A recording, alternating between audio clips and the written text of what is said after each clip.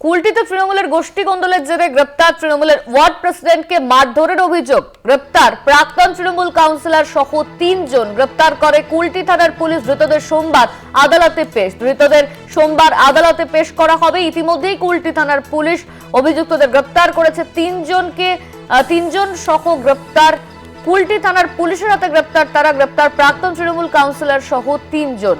প্রাক্তন তৃণমূল কাউন্সিলর সহ গ্রেপ্তার ৩ জন গ্রেপ্তার করে কুলটি থানার পুলিশ। ধৃতদের সোমবার আদালতে পেশ করা হবে। কুলটিতে তৃণমূলের গোষ্ঠী কোন্দলের জেরে গ্রেপ্তার তৃণমূলের ওয়ার্ড প্রেসিডেন্টকে মারধরের অভিযোগ। সেই অভিযোগের ভিত্তিতেই গ্রেপ্তার করা হয়েছে।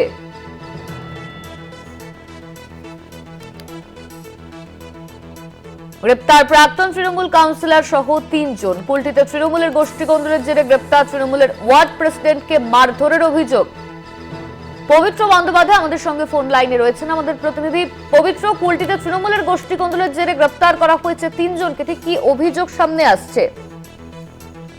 একদমই অনন্যা, তুমি যেটা বললে যে ৩ জনকে ইতিমধ্যে গ্রেপ্তার করা হয়েছে। তোমাকে বলে রাখি যে গতকাল এই তৃণমূলের গোষ্ঠীদ্বন্দ্ব প্রকাশ্যে আসে এবং তা সিসিটিভির ছবিটাও যেমন ধরা পড়ে এবং তাদের মারধরের ছবিও ধরা পড়ে।